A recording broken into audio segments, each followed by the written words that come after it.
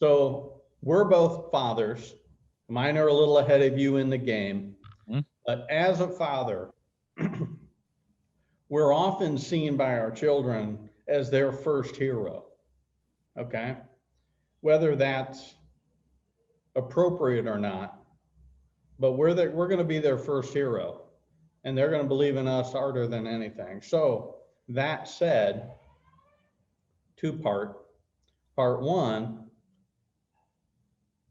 do you encourage your children to follow in your footsteps? That's question one. You're nodding, but I don't hear your voice. That's a great question. You stumped him.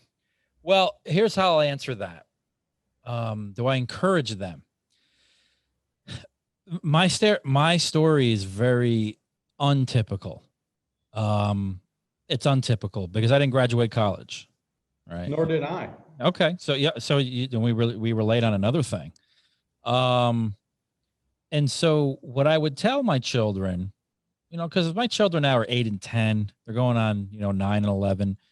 They kind of know what I do, but as they get older and they learn the full context of at least my life, I would encourage them to do what they want to do and have passion behind it.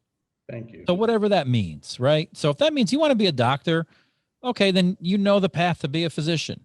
You got to go to school. I mean, that's just the bottom line. If they want to be something else, and let's say if they want to be an entrepreneur, you know what? As long as you have passion and you put the work ethic into it, yeah, go for it. I'll support you in that venture. Having said that, you're kind of stepping on my next question. What's the next question? The next question is, what is the primary lesson that you want them to learn from you directly? Lesson in life? Yeah. What's the one life lesson you want your children to understand from your example? Wow, that's a great question. What's the one lesson? I would probably have to say,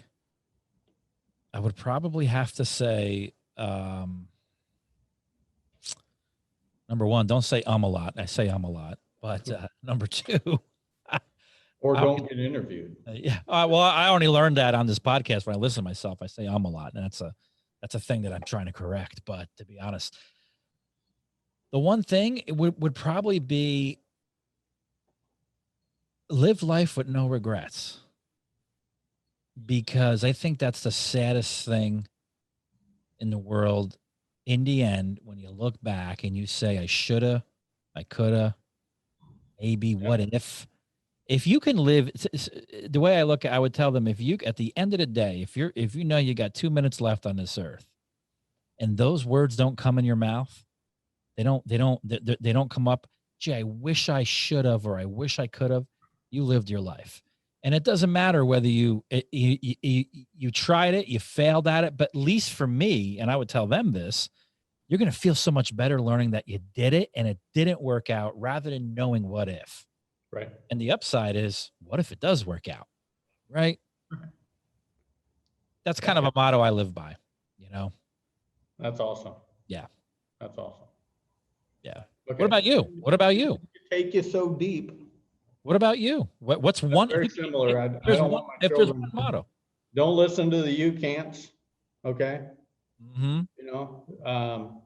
I've told them forever, look, I believe in you more than you believe in you. Mm-hmm. But you need to, when you set a goal, you need to believe you can do it. You need to understand it. You need to believe you can do it. And matter of fact, you need to believe so much that if no one's there to help you, if no one's there to coach you, if no one's there to teach you, that you're going to be disciplined enough in the principles to make it happen. That is true. You are. You've probably heard me say it before, but I always say that I say this over and over again on this podcast, but it's a thing that keeps coming up. But I don't believe you can't, even our children, you can't teach motivation. I know that sounds different. I don't think you could teach motivation. You can, I always say, you either have it or you don't, right? You either have it or you don't. And if you don't have it, there has to be a fundamental change or something that brings you to that primal instinct to survive and do what you have to do in order to get something done. You can listen to somebody, but you can't teach motivation. You either have it or you don't. That's my belief. Relative to that, you know, I've had some people think I was pretty smart. I've had some people that, maybe didn't, and I'm okay with that. Mm-hmm. But you see people that you realize score very well on an intelligence quotient. Oh yeah. They may have a what we would consider a genius idea, but the genius isn't in the idea. The genius is in the action. If you're not taking action for your success, you're the dumbest guy on the planet. What did I say at the end of the training? I ended with that. I don't know if you remember, at the end of training, I always said something my father is ingrained in me is follow your actions, not your dreams. Because it's your actions which will lead you to your dreams. Because a dream, how many people you meet and they say, oh, I got a dream. My dream is to do this. And it just ends up being that way for the rest of their lives. Right. They never in the take rocking chair with the regrets.